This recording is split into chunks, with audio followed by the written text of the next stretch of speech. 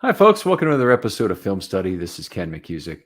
We're here to continue with our off-season podcasting, and a great one today. We're looking at EPA per play for the AFC North quarterbacks. And this is not just a backwards-looking one; it's a forward-looking one. And joining us is Tage Seth. Tage, how you doing? Good. Yeah. Thank you so much for having me on again. I always love to come on here and talk Ravens football with you. So really excited to talk about this EPA per play on the AFC North quarterbacks today. Excited to do it as well. I saw the graph come out on Twitter, and I said we have to have a methodology discussion about this because Tage loves to do that and talk about his work. Formerly a PFF intern this summer, joining the real world, I'll call it, to take a Deloitte internship, and that's terrific. But tell us a little bit about your methodology on EPA per play. And I'm going to bring up the chart here because it's one that Ravens fans are going to love to see. Mhm. Yeah, so this is using a statistical technique called Bayesian bootstrapping to kind of get a range of outcomes for how we think a quarterback will perform relative to their EPA per play that's measured for them on the season. So you can kind of break down both of those terms and go deep into them. So if we take the first part of Bayesian bootstrapping, which is Bayesian, that's the measure of statistics and uncertainty. So, when we are working with sample sizes that may not be that large, or we're working with, data that, kind of ranges all over the place and doesn't have like a very consistent outcome, Mhm. what Bayesian statistics does and what people specialize in is, different ways to kind of measure the range of outcomes that can occur from that. And then with bootstrapping, that's to kind of get a distribution and kind of, what you see here with a player, for example, like Lamar Jackson, we can kind of see his distribution can range anywhere from over zero point 0.3 EPA per play, which would be a very, very elite season that, we've seen from him before. But it could also go all the way back to the left tail of it, where it kind of ends at zero point 0.1 EPA per play, which is about an average level quarterback. So let's be clear on what's being measured here. Mhm. The thing we're seeing are the projected seasonal EPA outcomes. I mean, not any individual play, or maybe it would work for an individual play too. But this thing is the seasonal expectation. It's not the range of expectations for his individual plays for the season or his games for the season or anything like that. This is his seasonal result. Yep. Yeah, you're exactly right, Ken. Yeah, it's gonna be, kind of projecting where I think his final season EPA per play will fall, after he's played 17 regular season games. All right, fantastic. Okay, so this is we can see this. Some people may not know how to interpret this kind of a graph, but I'll just say that the this is a probability density graph, Mhm. and the peak you'll see is at about 10. That's 10% of the total outcomes, and you can think of this as the sum of all the probabilities under the graph is equal to 1. That's the key Exactly. about a probability density function is you always have that being the case. And so what we would take from this is that the typical result for Lamar, the average result, the mean, median, mode, whatever you want to call it, is all better than the rest of the AFC North quarterbacks. Mhm. Yeah, and that's because of, Lamar's 2019 season being, MVP level where he ranked first in the league in EPA per play, and then also, just his overall ability, in 2020 to have a put together a pretty good season despite the supporting cast not necessarily being as good as it was in 2019. And then 2021 we got less of a sample on Lamar because he was dealing with some sickness, some COVID, and then some injuries towards the end of the season. But yeah, we do see that at most of his play levels, he has been better than the other AFC North quarterbacks that are projected to start this year. Okay. Is there any projection component to this saying that Lamar is, 26 years old, or I actually don't know how old exactly Lamar is going to be during the season this year, but and so we would expect X improvement from previous years to do that, or is that not included in this? Yeah, so there is a little bit of, some supporting cast adjustments that the the algorithm that I have will kind of take into account, if a team is really adding a strong wide receiver one, or their offensive line, looks to improve a lot, because those are things that can affect, a player's EPA per play. But it's mostly based on the quarterback. They control, most of what occurs in their EPA per play on the season. So they're the ones that are going to be, shown here strongly.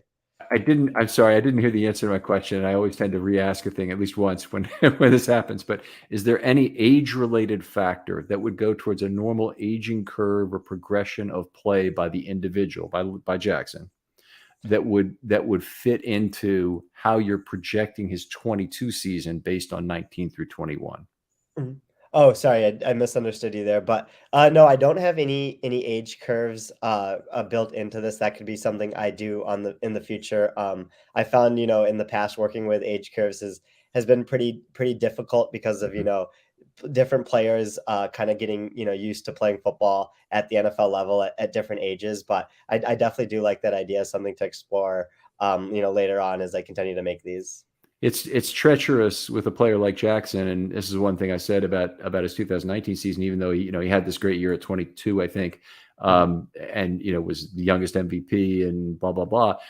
You have to expect regression. First of all, it's one of the greatest seasons of all time, so expect regression to the mean from anyone who puts up a season like that, whoever it might be, but certainly from Jackson, we've seen some of that, I think, over the course of the last 2 years. But hopefully Lamar is back in a position where he'll be better. Tell us about the other AFC North quarterbacks, though, in terms of how they look here, and are they paying? Is Burrow paying for a poor offensive line, for example? mhm. Yeah, so you could see kind of Burrow's density not being as sharp as the other quarterbacks in this graph here, and that's because his range of outcomes on this season is wider, because we need to figure out, if Burrow himself is just, kind of contagious to taking so many sacks as he did last year, if that's just kinda in his play style, or if it was because the Bengals offensive line was so bad, that might be so, like, with so many moving parts on Burrow's offensive line, coupled with his sample size being a lot smaller than Lamar's, with Burrow missing half of his rookie season, and then having a one less season in this sample, compared to Lamar or Trubisky. That's why his range of outcomes is kind of wider for this season. It's the combination of the offensive line and the sample size. So let's take a look at Burrow also in terms of the great receivers he had last year, and and Mhm. Cincinnati, of course, has maintained their outstanding receiving core for this year as well. Does the fact that the Bengals were exceptionally healthy at their skill positions last year, it's certainly true at the receiver position, let's put it that way. Does the fact that they enjoyed that sort of an advantage throughout the year play at all into how you distribute the outcomes here, or how you set the expected the EPA per play, how you set Mhm. it, how you calculate it? Yeah, no, that's a great point about the Bengals receivers being very healthy last year. And I think using both Burrow's 2020 season and 2021 season, replacing AJ Green with Jamar Chase is almost as big of an upgrade as you can Hmm. get at that position. So since it kind of uses Burrow's both samples with both of those, throwing to both of those receivers together, I think it should do a pretty good job of accounting for that, because like it also knows how he did with AJ Green, when AJ Green wasn't helping him, and especially with deep balls then at that stage in his career. So I think it should be smoothed over. But yeah, that's like another reason why I think maybe his range of outcomes is larger than the other quarterbacks. AJ Green in his final year at the Bengals, I believe, was somewhere around 5.0 yards per target. He might have even been Mm. below that for the year, but just an awful Yeah. number for a wide receiver, and still getting a lot of targets. Mhm. Yeah. So okay, well, so Burrow, what I would how I would describe that is the widest range Mhm. of possible outcomes in the division of the quarterbacks, and his average or expected looks to be about 0.07 lower than Lamar. That sound about right? Mhm. Yes, that sounds Okay. right.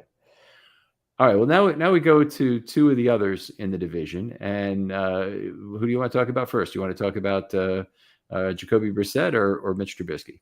Yeah, I'll talk about Mitch Trubisky first. So, we've seen a lot of Mitch Trubisky. He played a while for the Bears, and then he took a season off last year to kind of sit behind Josh Allen and wait around for an opportunity. And we know what Mitchell Trubisky is at this point in his career, right?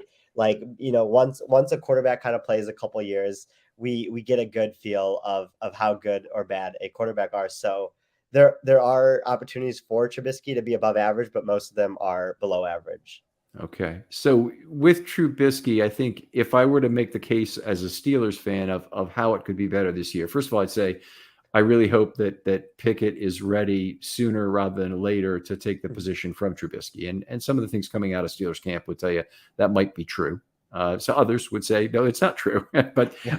Trubisky has played in one of the worst possible quarterback environments when he was with the Bears anyway, in terms of not having a really premium set of receivers. I would say not necessarily having an offensive scheme that necessarily is ideal.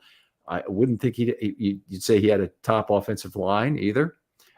Is it possible that coming to Pittsburgh, where offensive coordinator is probably a little bit more with it, and the receiving core is pretty good across the board, is that going to be something that will help him?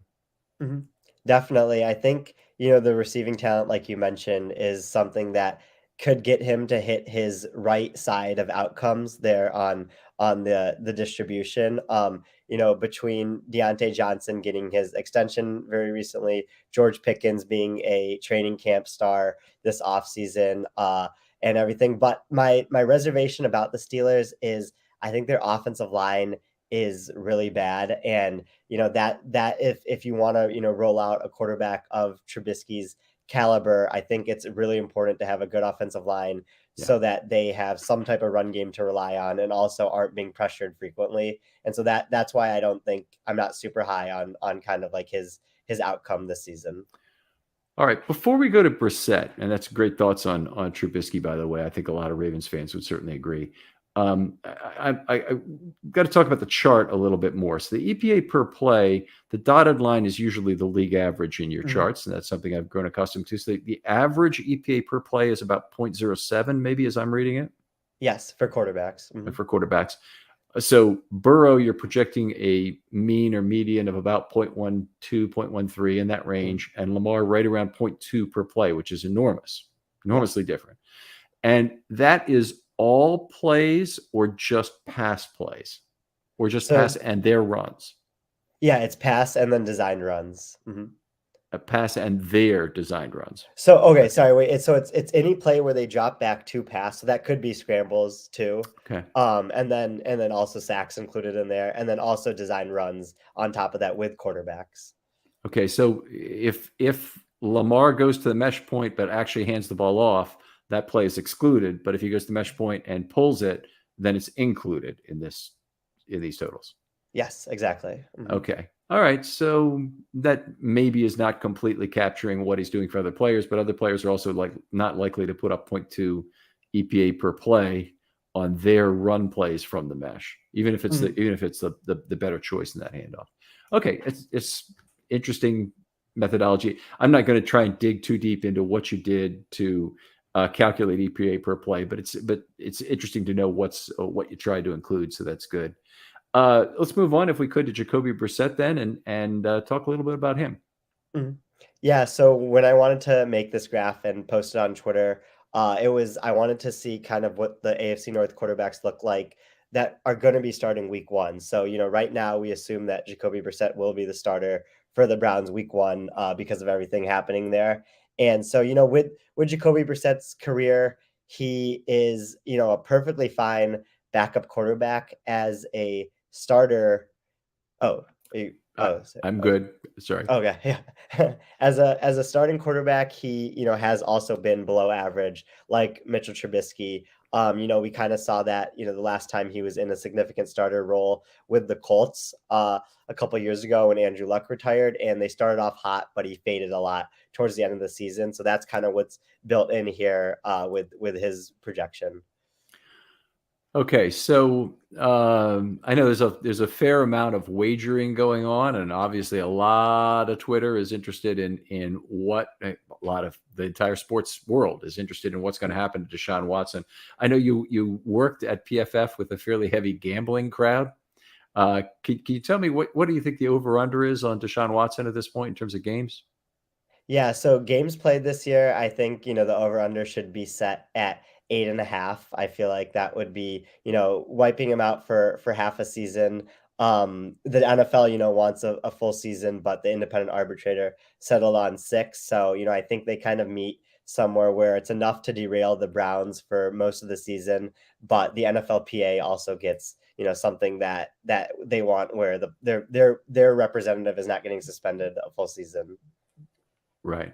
Yeah, and they certainly want the arbiter to have more power in this general relationship with Goodell than Goodell just to be say, okay, we'll give it to an arbiter, and then I don't like the decision, so Mhm. I'll decide. It's interesting. It really does put Goodell in the position as judge, and the judge in this case in the position as jury, and he's allowing himself to direct the verdict in a way that's I don't recall this happening before in sports, but I guess Landis is famous for tossing the 8 guys out of baseball back in 1920, Mhm. the Black Sox, and that was a case where he was willing to do whatever, and he would suffer nobody else to make that judgment. So it's interesting. I think most Ravens fans obviously would love it to be longer rather than shorter, but it is what it is. What other things would you draw from this graph about the divisional race in the AFC North? Mhm. I think it's gonna be important to see, how big, coaching can be and how much coaching can help a quarterback. We've done shows before talking about how Mike Tomlin and John Harbaugh are both Hall of Fame coaches, and Mike Tomlin, somehow took, the corpse of Ben Roethlisberger these past couple years, into the playoffs. But I want to see if he can do that with a combination of Trubisky and Pickett because both are going to be, below average to bad quarterbacks this year. And if he's able to establish a culture and, kind of lean into the other areas that the Steelers have as strengths, I'm really curious to see like how he handles that quarterback situation. All right, very good. So I think that's a very fair analysis about what could happen there. I'm a little concerned that Pickett probably will advance quicker because of the scheme Mhm. and be more effective with the Steelers wide receivers. One thing Ravens fans are always frustrated by is the Steelers' ability to find bargain receivers Yeah. in later rounds just so consistently. And anyway. Uh, One of the things that I think we've talked about a little bit, I don't know whether we've talked on in a show about this or otherwise, is the Bengals really had a horseshoe up their rear ends last year with regard to injuries.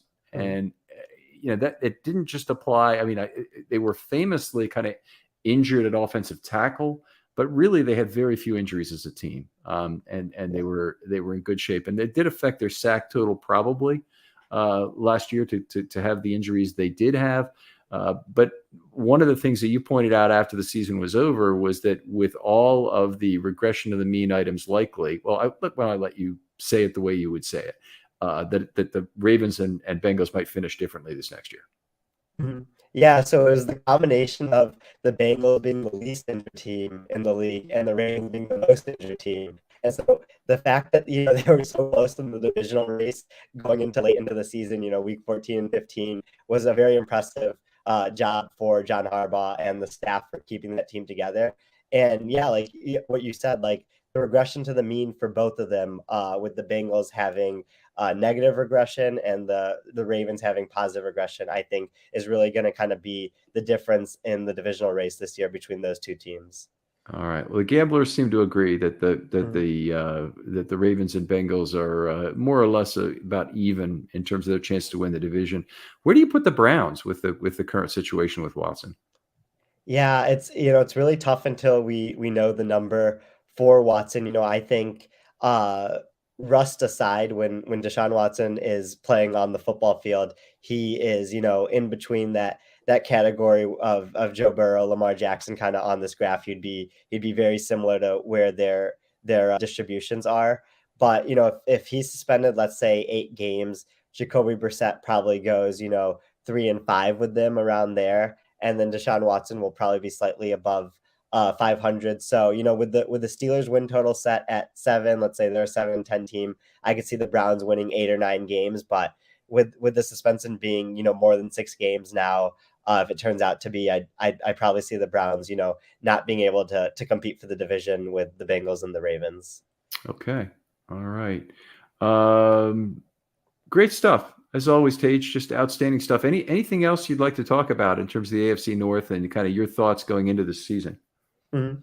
Yeah, and I'm really excited for Lamar Jackson specifically. I think this offseason has, been kind of weird with the way people have talked about him, especially executives around the league who say he doesn't do well in pure passing situations, or the ESPN executive list where they left him out of the top 10.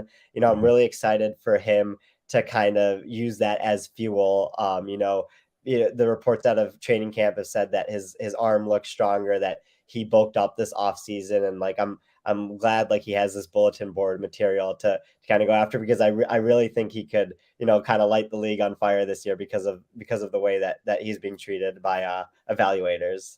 One of the really funny things I think in this league, two guys who really get bashed pretty frequently on Twitter are at opposite ends of the quarterback spectrum in terms of how they approach the game. But Lamar Jackson is the ultimate student of the game currently Mhm. among quarterbacks. He's spent so much time trying to improve his game with his offseason quarterback guru. He is laser focused in terms of what he's doing. And there was, he held out in some, but he was still holding, individual receiving days with receivers. And they weren't just throwing the ball around like kids. The receivers are wearing helmets to try and get a different, constrained vision into the thing, try and replicate game conditions as much as possible. His work ethic is remarkable. The Ravens actually, for the first time, allowed his quarterback guru to come with him to camp. Mhm. And so I don't know what the rules are, by the way, with that. At some point, I would think they have to they certainly would have to not put him on payroll, because otherwise it would jeopardize what they could do to work with him in the off season. He Yeah. needs to work with people outside the organization. But the other guy I want to talk about was Kyler Murray. Who the big story this offseason has been the Cardinals wanting a clause in his contract for amount of study per day, so, because he's apparently kind of a video game addict. Yeah. Yeah. Yeah, I mean, that's exactly what you don't wanna see from your franchise quarterback. It's good that Lamar Jackson, you could see him putting in all this effort to succeed in the league. Kyler Murray, and, like, you kinda see that with him, like, when they were playing the Lions last year and they were kinda getting blown out, they were flipping to Kyler on the sideline, Mhm. and he was just sitting on the bench by himself, not trying to rally the team around him, not really looking like he was, like, devastated that he was losing as a double digit point favorite on the road and everything. So it's a totally different, atmosphere that you're working with Kyler. It's interesting. I come from a profession, and I'm not going to say it's exactly like quarterbacks, but I will say there's this thread of similarity that I'd like to bring up. The profession, actuarial profession, is a very high flunk out rate because of the actuarial exams, Mm, and it just the people that are attracted to the profession are people who've been great exam takers all their life, high SAT scores, yeah. never had a problem, always the smartest kid in the math class. But you fall exactly into that class stage. But the problem that often happens is they have so many outside interests because they've always had the time to have outside interests. Mhm, It's never been difficult for them. Well, Kyler Murray is the same way. Playing quarterback has always been super easy for him. He could always improvise and do whatever he mhm, wanted on the field. mhm, And Lamar Jackson, as easy as the game has always been for him, and how great he was at Louisville, he didn't rest on his laurels at the NFL level. He continued to work and work and work at it. And Murray has gone a little bit in the other direction. And I think it'd be difficult to see that has not constrained what could be the top end already for Kyler Murray. Mhm. That's a great, analogy about kind of, yeah, like being in school and taking tests and stuff like that. Yeah, like Mhm. when school comes really easy to you in high school, and like, you don't have to actually like learn how to study. You just kind of have Yep. to like, kind of pick it up. When you go to college sometime, or like we see some of these people go to college and they never learn how to study, and they're just completely wiped out. Like Mhm. they don't do well their first semester, or different stuff like that. So I do kind of see that with Kyler being very similar. You're right. Like everything's come so easy to him that he never really had to like study film before he got to, high end NFL level. Yeah. All right. Well, Tage, always a pleasure talking football with you, my friend. You're welcome anytime. I'm sure we'll have you back as soon as I see the next cool graph from you on Twitter, particularly with a Ravens slant. And there seems to be a heavy Lamar Jackson slant to a lot of the stuff you do. But tell folks where they can talk football with you. Mhm. Yeah, thanks again for having me on, Ken. You can follow me on Twitter at TEJFB Analytics, so TageFB Analytics. Check out the podcast that I do with my friend Arjun. Take the points, on Apple or Spotify or Google Podcasts. But yeah, I really appreciate you having me on and letting me kind of talk about my stuff today, Ken. All right, very cool, Tage. Other folks out there, if you'd like to be on a film study short, hit me up with a DM on Twitter. They're always open. I'm always looking for content. And even during the regular season, I'll probably have about one show a week I'm devoting to these shorts, and would love to have other people on. Analysis is great, but also if you're just passionate about a particular Ravens topic, nice and narrow, discuss it in about 25, 30 minutes. That's perfect. Tage, thanks again for coming on, Yeah, thanks for having me. and we'll talk to you next time.